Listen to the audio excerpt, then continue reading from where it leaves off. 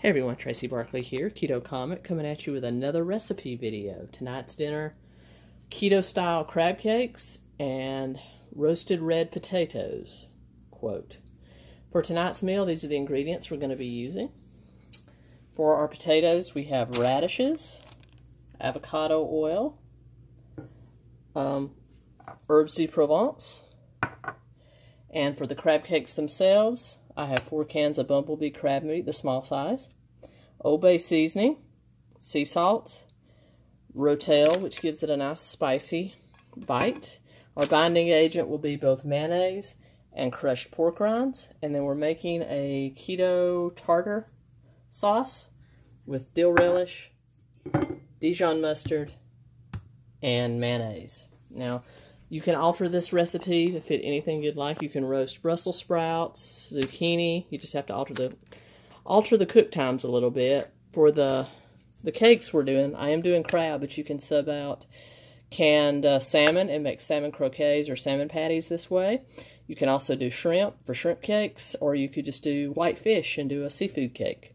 So all this is very interchangeable. And all these ingredients together, about $20.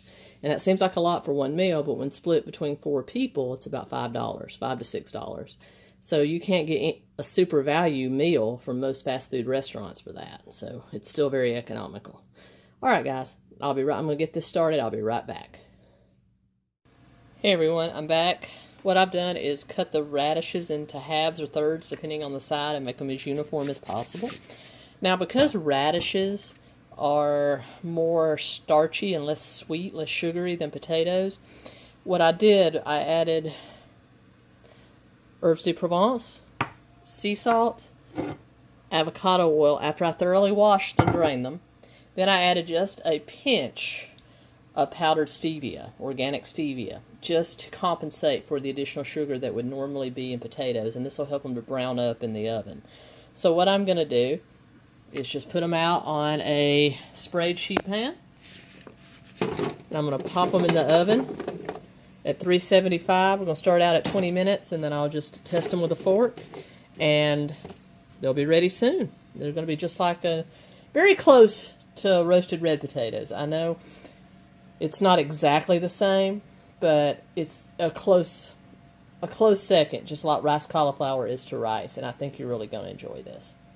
Also, you can also spruce this up with a little Parmesan cheese right as you take them out of the oven for a little added bite. We might go ahead and do that today. And I'm going to pop these in, and then I'm going to get to work on the crab cakes, and I'll be right back with you.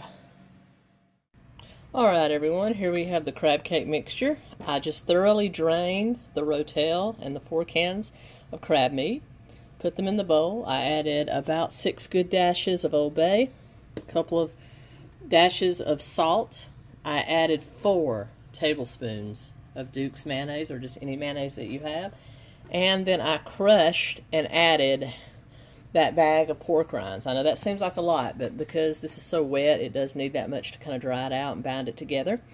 But you do not taste the pork. I've already tasted the mixture. You do not taste the pork in this at all. In fact, it adds a nice little undertone to it. All you taste is the crab, the Old Bay, and tomatoes and the peppers give it a little bite. So what I'm going to do right now is start forming out some little 2 to 3 ounce crab cakes. I'm going to brown them on the stovetop and then finish them in the oven at 375 for about 15 minutes until they're good and crisp. And while I get that in the oven, then we'll work on our tartar sauce. I'll be right back with you.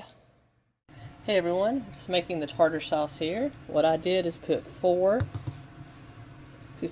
tablespoons of mayonnaise, 2.5 tablespoons of dill relish,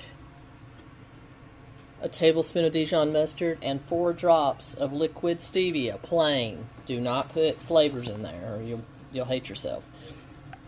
And I just mixed it around. And as you can see, you can also add cream of tartar if you'd like, but I don't think it needs it at all. It's very tasty. I already tasted it. It tastes very much like a tartar sauce. And now I'm just waiting for the crab cakes and the potatoes, quote unquote, to finish. Walk you over here and kind of show you. Got my timer set. There's the potatoes, and there are the crab cakes, roasting away. And since this is kind of a convection oven, they should brown up nicely. So once this is done, bring it out, we'll plate it up, and we'll show you what it looks like. Thanks a lot, y'all. And there you are, everyone. The finished crab cakes, nice and golden brown. And the roasted radishes, potatoes. I put a little bit of tartar sauce on the top of each cake. They're going to be awesome. Like I said, I'll probably have people ask me, can you do this in an air fryer? Well, yes, you can, because I did them in a convection oven, which is basically an air fryer. Don't tell anyone. So yes, you can. You can also fat fry them.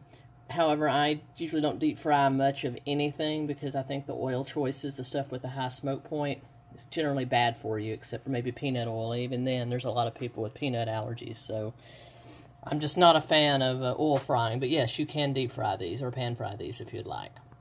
Anyway, thank you so much for tuning in. Please remember to like, comment, subscribe, and I'll see you again soon.